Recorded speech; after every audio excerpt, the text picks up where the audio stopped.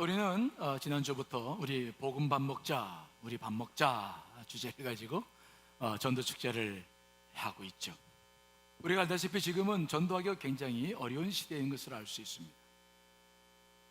하지만 그럼에도 불구하고 우리는 주님께서 우리에게 명령하신 지상 명령을 수행해야 될 책임이 있기 때문에 우리가 올해도 이 사명을 감당하고자 합니다. 저는 오늘 전도축제에 대한 설교를 하면서 두 가지의 관점으로 여러분과 설교를 하려고 합니다. 첫째는 왜 이 시대가 복음으로부터 멀어지고 있는가? 왜 이 시대에 사는 사람들이 복음을 수용하지 않으려고 하는가 하는 문제. 두 번째로는 그러면 어떻게 하면 우리가 그분들과 소통을 하고 복음을 증가할 수 있을까 하는 문제에 대해서 여러분들과 나눠보려고 합니다. 먼저 우리가 왜 이 시대가 복음을 싫어하는가, 왜 복음으로부터 멀어지는가 하는 문제를 여러분과 함께 나누고 싶습니다. 제일 먼저 우리가 관심 가져야 될 것은 분명히 이것은 우리들의 책임이 있습니다. 교회와 크리스찬들의 책임이 막중합니다. 하지만 먼저 우리가 기억해야 될 것은 우리의 책임론만이 아니라 그것만으로는 이 시대 전체를 설명할 수 없다는 것입니다. 우리 책임론에 대해서는 나중에 살펴보겠고, 먼저 우리가 기억해야 될 것은 이 시대적인 사조, 우리가 공중권세를 잡고 있는 사탄이 국가 권력을 이용해서 어떻게 이 복음적 상황을 무너뜨리고 있는지, 그들의 전략이 무엇인지에 대한 이야기들 우리가 잠시 먼저 살펴본 다음에 우리의 문제들로 이야기를 전개해 보고 싶습니다. 그래야 큰 그림 속에서 우리가 해야 할 일이 무엇인지를 알 수 있기 때문이죠. 우리가 세계사적으로 이 복음과의 역사와의 관계를 보면 세 가지의 전략들이 있었습니다. 첫째는 복음을 통제하는 전략들이 강력하게 쓰여졌죠.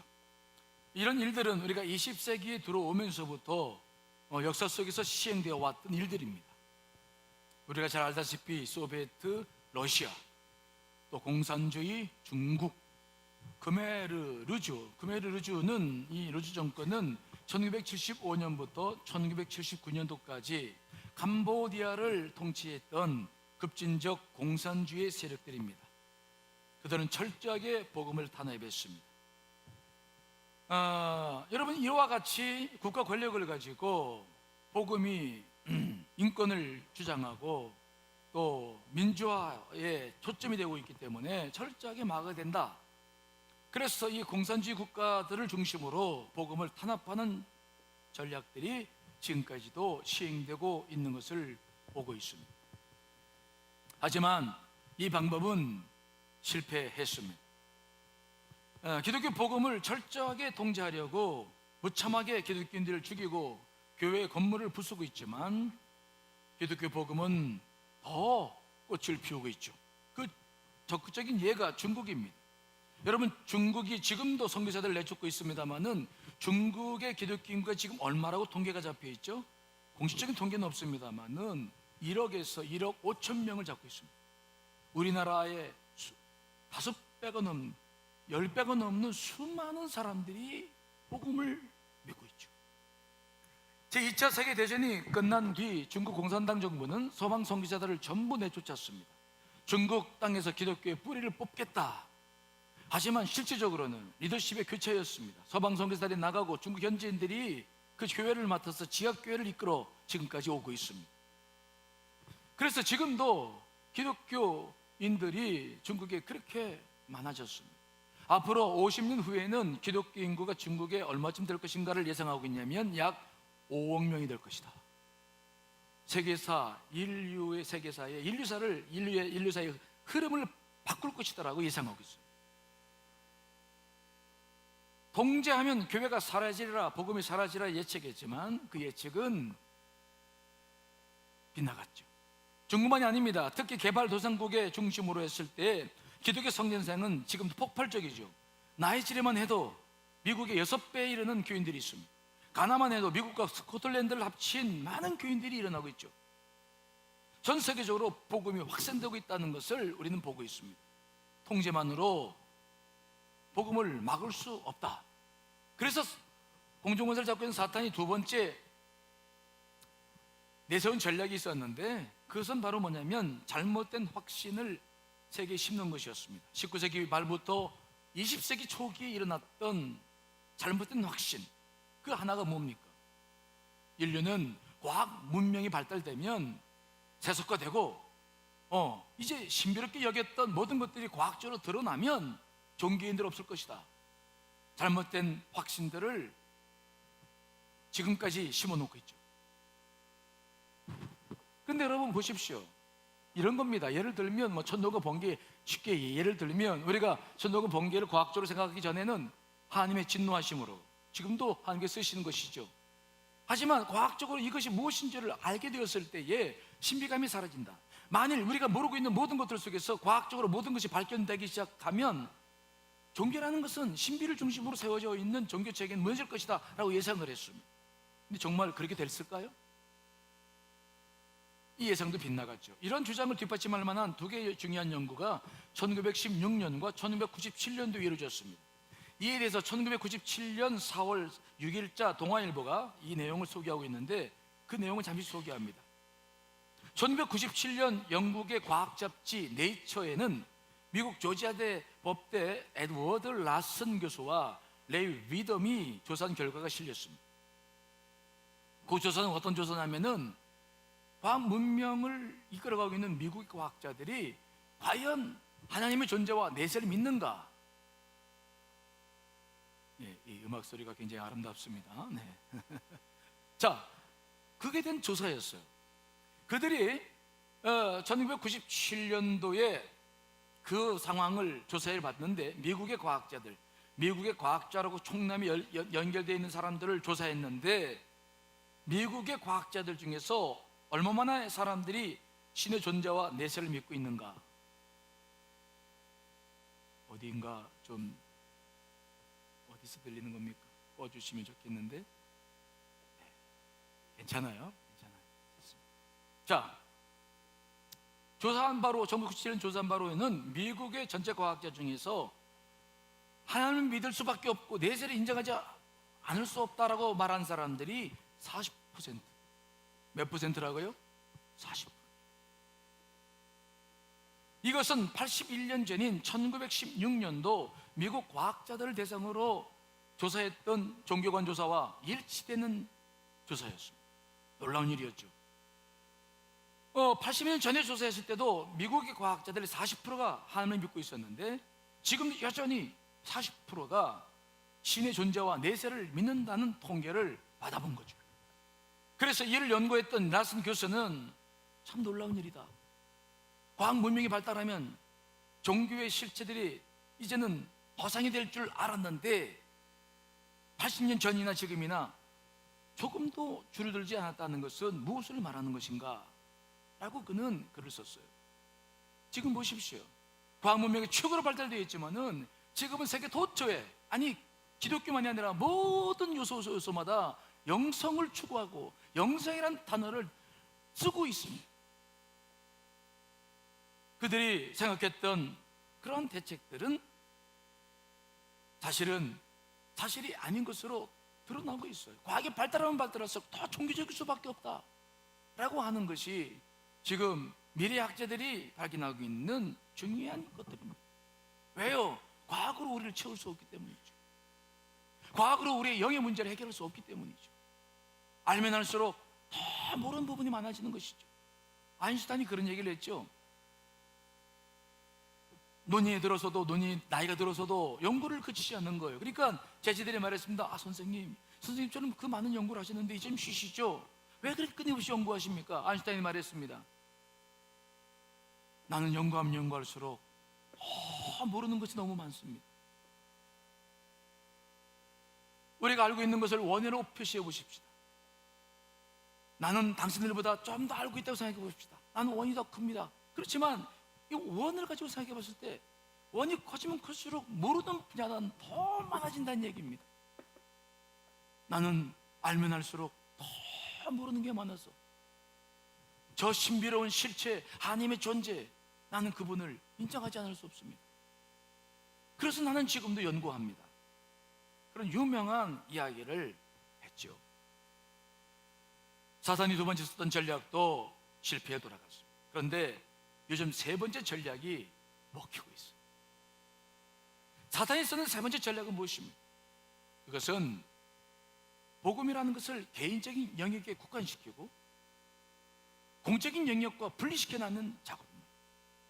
그들은 말합니다. 기독교 신앙을 옳고 그름을 따지는 것이 아니라 기독교 신앙은 그렇게 개인적인 것이 아니냐, 그러니 이것을 공적인 영역에서는 논하지 말자. 미국의 존 롤스와 로버트 아우데라고 하는 영향력 있는 사상가들이 이를 주장했습니다. 그들은 신앙을 오직 개인적인 것이고 사사로운 영역으로 취급했습니다. 그러므로 공적인 일이나 공적인 곳에서는 신앙을 주장하거나 논하지 말자고 주장합니다. 이런 주장들이 힘을 얻어서 최근에 미국의 많은 과학자들과 철학자들이 정부 지도자들에게 신앙적인 믿음의 영향을 받는 규정이나 행정 조치를 허용하지 말라라고 요구하면서 과학과 세속주의 수호 선언에 서명을 했습니다.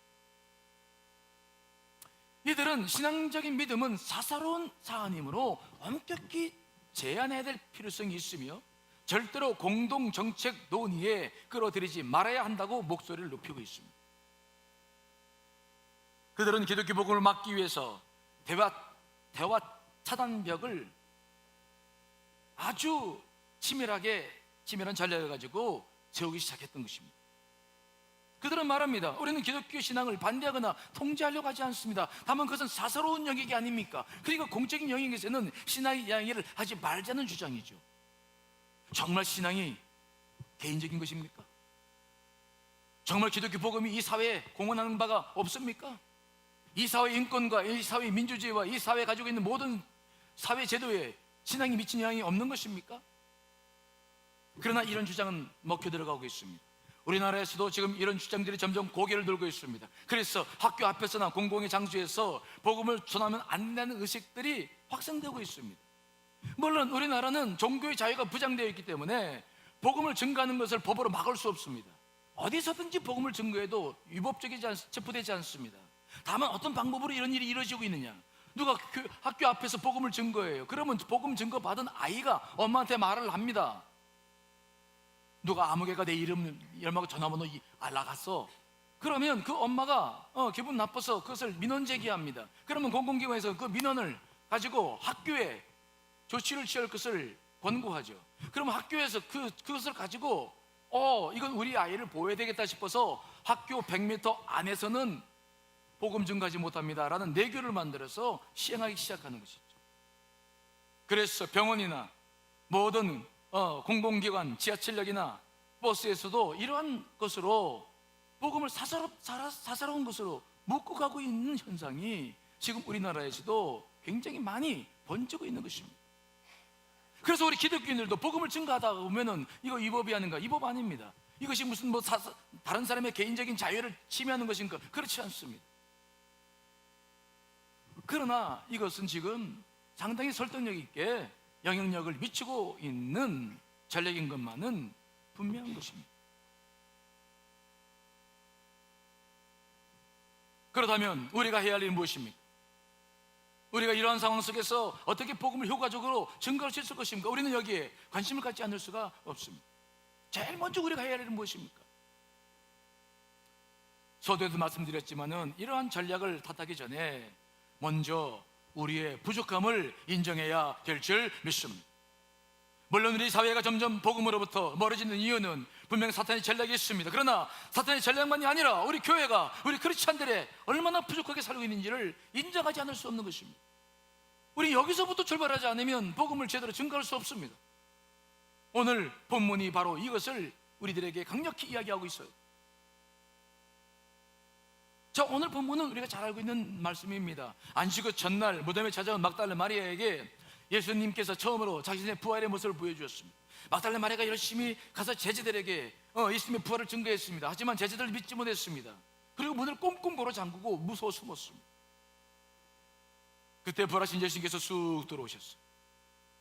그리고 못 박인 손과 옆구리를 보여주시면서 자기의 부활을 증거했습니다. 제자들이 놀라며 부활하신 예수를 믿었습니다. 그런데 그때 거기에 딱 한 사람이 없었어요. 누구였죠?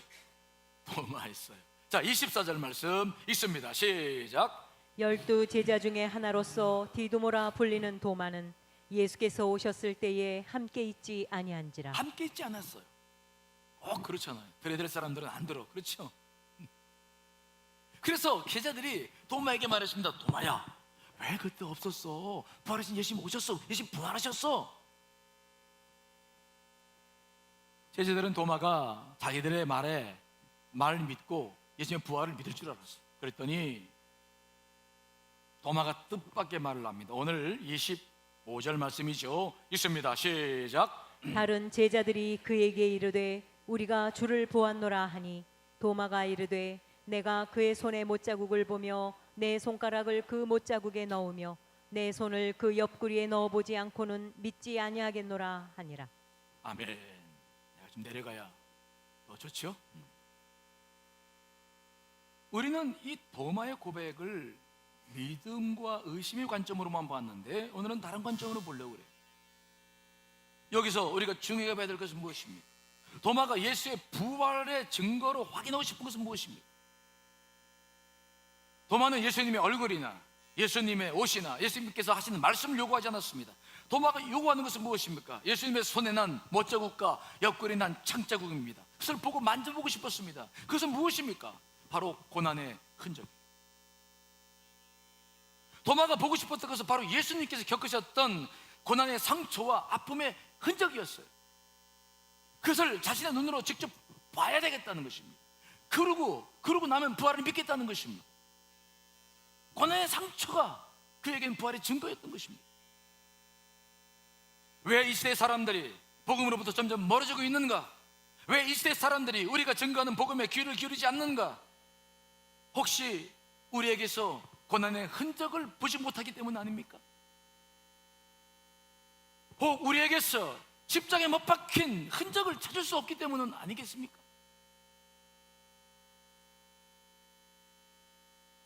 제자들로부터 예수님의 부활 소식을 전해들은 도마는 그 고난의 흔적을 보고 싶었어요. 그 상처를 확인하지 않고는 예수님의 부활을 믿지 않겠다고 말했습니다.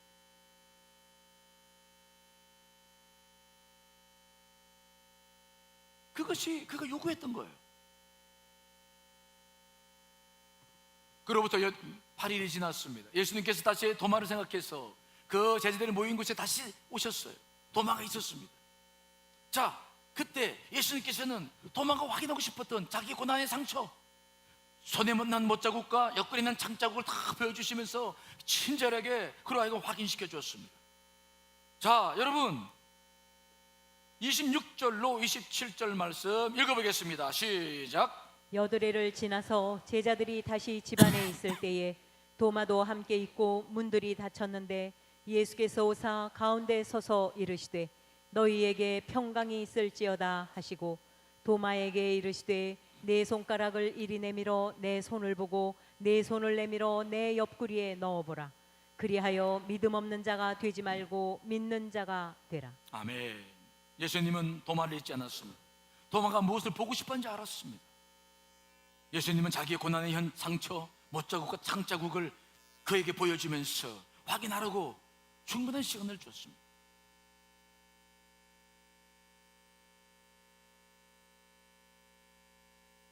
도마는 기꺼이 예수님의 상처와 그 모든 고난의 흔적들을 확인해 봤습니다.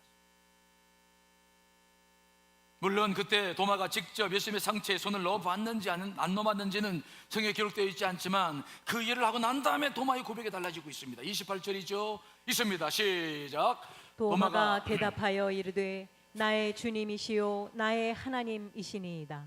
우리 개역 성경에는 나는 나의 주님이시요 나의 하나님이시니이다라고 소설형으로 기록되고 있지만 원문을 보면 소설형이 아니라 감탄형입니다. 도마는 예수 그리스도의 고난의 흔적을 보고 난 다음에 감탄을 터뜨립니다. 나의 주님이시요 나의 하나님이시여 라고 부르시죠.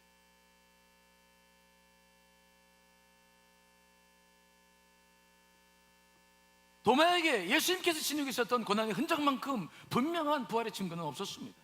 그는 그 상처를 보자마자 예수 그리스도의 부활을 믿으며 그에게 무릎을 꿇고 그에게 감탄하며 고백하는 것입니다. 나의 주여 나의 하나님이시여. 우리 시대에도 여전히 도마와 같은 사람들이 많이 있습니다. 왜 그들이 예수 그리스도를 믿으려고 하지 않습니까? 왜 그들이 복음부터 점점 멀어지고 있는 것입니까? 혹시 우리의 몸에서 고난의 흔적을 찾을 수 없기 때문 아닌가? 예수 그리스도의 증인되라 자처는 우리에게서 전혀 고난의 흔적과 고난의 상처를 발견할 수 없기 때문 아닌가?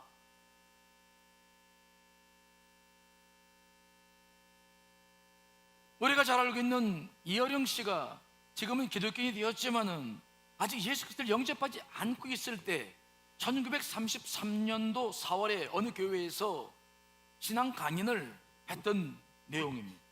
이어령 교수는 자신이 왜 아직까지 교회에 다니지 않는지에 대한 이야기들을 오늘 도마의 이야기를 통해서 펼치고 있었어요. 도마가 예수 부활의 증거를 요구한 것이 바로 고난의 흔적이었고, 예수님께서 부활의 증거로 도마에게 부어주셨던 것 또한 고난과 아픔의 상처였습니다. 교회가 세상에 보여줘야 할 증거가 바로 이것입니다. 진리 때문에 고난당한 흔적, 시대의 아픔 때문에 동참한 상처 자국, 세상을 살리기 위해 스스로 당한 희생의 흔적. 그러나 오늘날 교회는 이러한 흔적과 자국을 보여주지 못하고 있습니다. 교회가 이 세상을 향해서 보여주고 있는 것이라고는 집단화된 이기심, 거대한 야망, 그리고 세속화된 성공주의와 출세주의뿐입니다. 이것은 예수 그리스도께서 보여주셨던 증거가 결코 아닙니다. 누구든지 나에게 예수 그리스도께서 이를 위해 당하셨던 고난의 상처와 아픔의 흔적을 보여줄 수만 있다면 나는 그 교회에 가서 그 교인이 되고 싶습니다. 그 당시 이 강연을 들었던 많은 크리스찬들은 그 외침 앞에 침묵할 수밖에 없었습니다. 그분의 외침은 우리 교회와 크리스찬들의 삶의 실체를 드러내고야 말았습니다. 아무리 우리 자신을 살펴봐도 정말 세상에 보여줄 고난의 흔적과 진리의 상처가 없었기 때문이죠. 있는 것이라고는 고작 예수 그리스도를 이용해서 성취하기를 원하는 우리들의 야욕뿐이었기 때문에 저도 그 강연을 글로 접하면서 고개를 들 수 없었습니다. 제게도 고난의 흔적과 예수 흔적이 없었기 때문이었어요. 왜 이 시대가 가면 갈수록 복음으로부터 멀어지는가? 물론 거기에는 사탄의 치밀한 계략이 숨어 있습니다만은, 그러나 우리의 책임도 있음을 동감해야 될 줄 믿습니다. 우리가 고난의 흔적을 지니지 못하고 있기 때문이죠. 진리의 상처가 없기 때문이죠.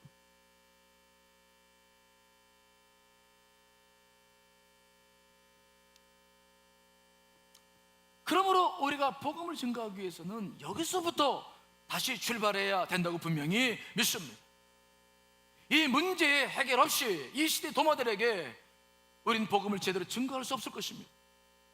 그들은 귀를 기울이지 않을 거예요. 입만 가지고 사는 우리들의 말 속에는 진정성이 느끼지 않는다고 판단할 겁니다.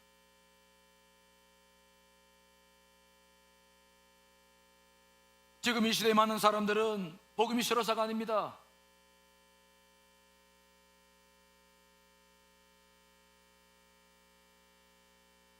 우리들의 고난의 흔적을 찾을 수 없기 때문에 그들도 고민을 하고 있는 중이죠. 그러면 우리는 이에 응답해야 될 사명이 있습니다.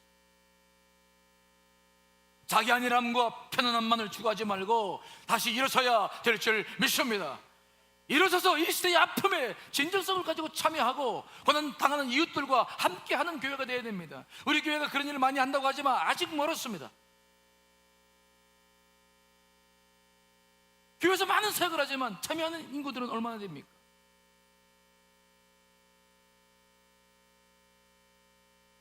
우리는 이러한 철저한 자기 반성과 함께 복음을 증가하지 않으면 이 시대 사람들은 복음을 들으려고 하지 않을 것입니다. 사도 바울은 그래서 예수의 흔적을 말하고 있습니다. 사도 바울은 말로만 예수 그리스도를 믿고 전하지 않았습니다.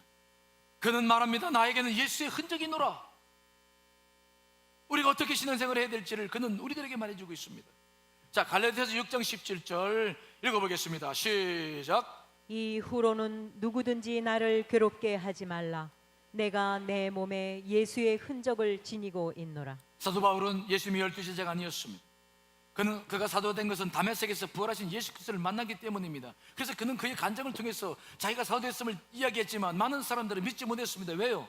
그가 예수 그리스도를 철저하게 믿는 사람들을 받게 했기 때문에, 수많은 사람을 죽였기 때문이죠. 그래서 사도 바울이 세운 교회마다 그를 반대하는 사람들이 들어가서 사도 바울의 사도성을 의심케 만들고 율법주의를 강조하면서 그가 심어놓은 복음을 뿌리치 흔들었어요.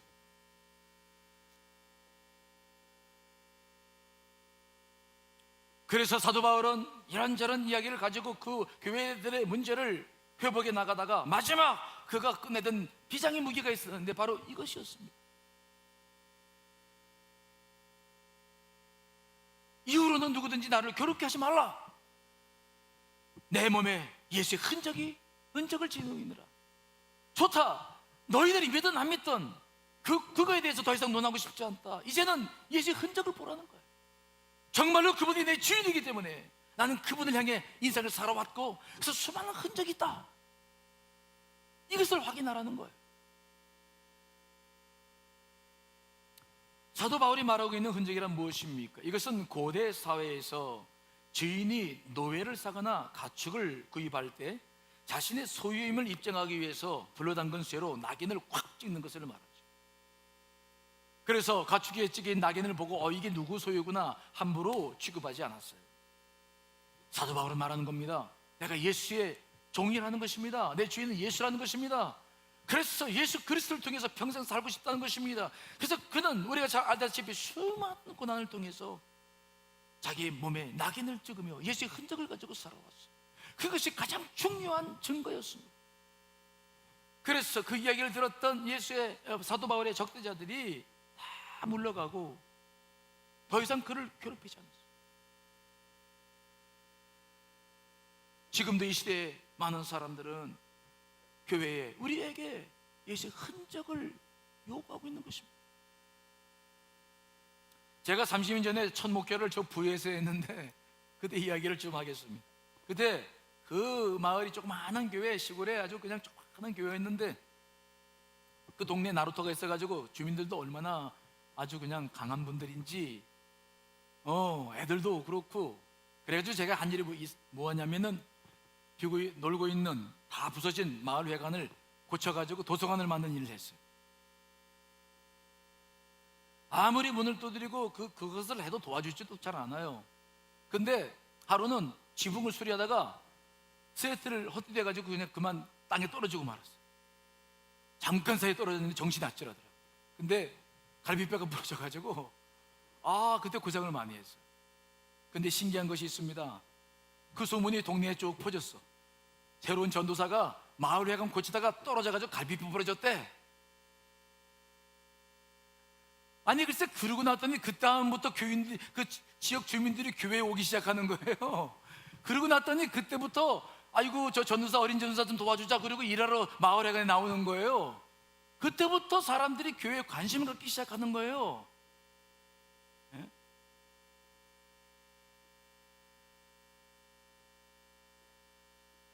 참 많은 생각을 하게 하는 사건이었어요. 정말 우리에게 가운데 증인된 우리가 이제 흔적을 가지고 있느냐?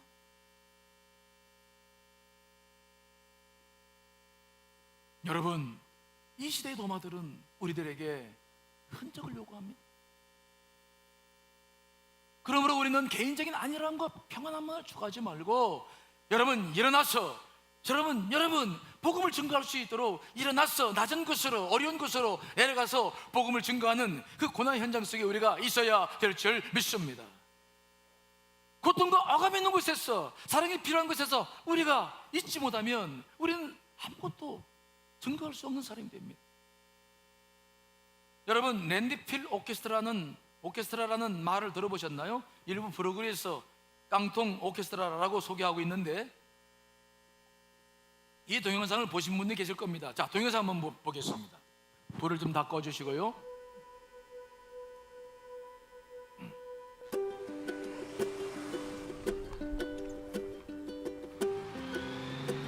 atienden. Bueno, entonces tienen que atender.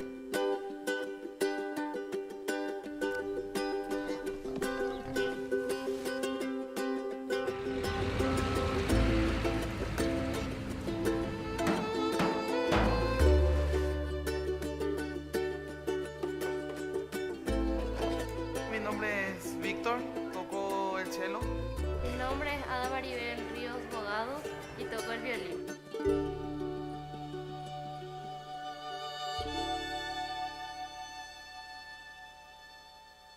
Ahí va.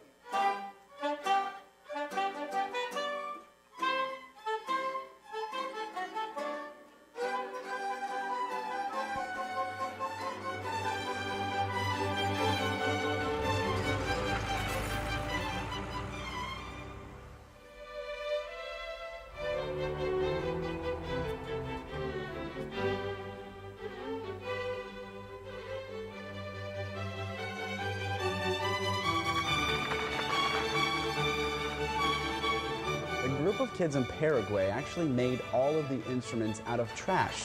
Look at this. That's a fork, people.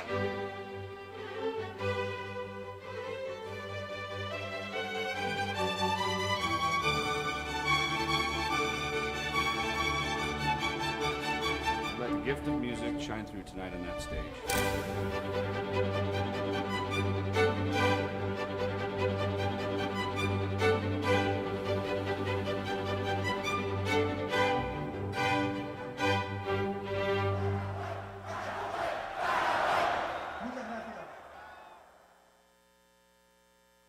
바이올린 한 대 값이 그 지역 집 한 채 값이었습니다. 그렇게 비싸다는 파라과이의 쓰레기 처리 마을 카테우라. 파라과이의 수도 아순시온의 외곽에서 2시간 거리에 위치한 이 마을의 아이들은 태어나면서부터 쓰레기를 보고 자라면서도 쓰레기를 보며 먹고 자라는 사람들이었습니다. 그들은 쓰레기 속에서 살았습니다. 혹은 술에 취한, 마약에 취한 어른들과 폭력, 그것들만 보고 자랐습니다. 이 지역 사람들의 생업은 바로 그 쓰레기 더미 속에서 쓸만한 걸 찾아서 재활용해서 파는 것뿐이었습니다. 이 마을 아이들의 40%는 학교를 다니지 않습니다. 왜냐하면 일을 해야 하기 때문에, 또 교육을 시켜도 쓰레기 더미를 뒤지며 살아야 되기 때문에 교육의 필요성을 느낄 수 없었습니다. 그러나 그 쓰레기 속에서도 꿈은 태어났습니다. 시작은 바로 위 영상을 제작하고 지휘했던 차베츠라고 하는 이름의 그 지역 출신의 기타리스트였습니다. 그도 9살 때부터 일을 시작했습니다. 그들과 비슷한 삶을 살아야 했습니다. 근데 그는 예수 그리스도를 영접하고 새로운 비전을 갖기 시작했습니다. 그는 11살 때부터 시작한 기타의 재능을 보여서 교회에서는 성가대 파트장으로도 일을 했고, 후에는 대학에 가서 환경공학을 전공하고 2006년도에 자기 고향으로 다시 돌아왔습니다. 그리고 복음을 가지고 자기의 꿈을 키우기 시작했습니다.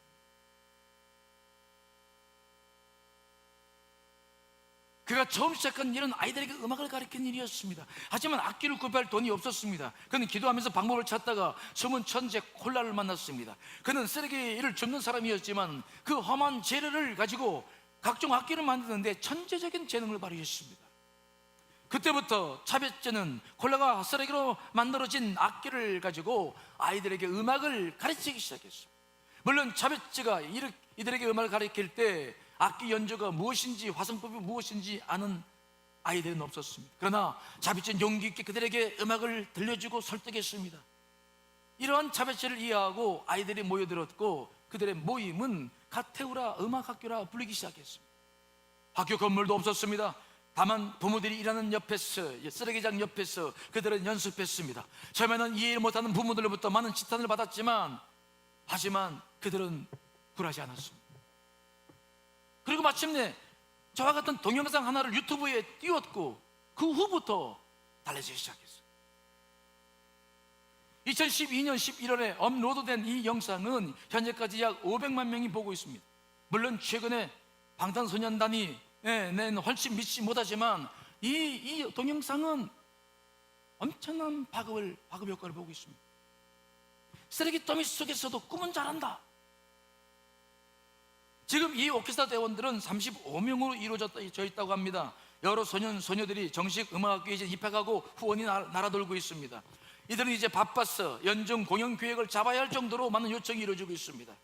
그리고 이들의 깡통에서 악기를, 쓰레기에서 꿈을 만드는 창조적 리사이클링은 수십 개의 또 다른 매립지로 전수되고 있습니다. 그들은 범죄가 많이 난 지역에 가서 공연을 하고 자신들의 꿈을 나누는 일을 지금도 계속하고 있는 것입니다.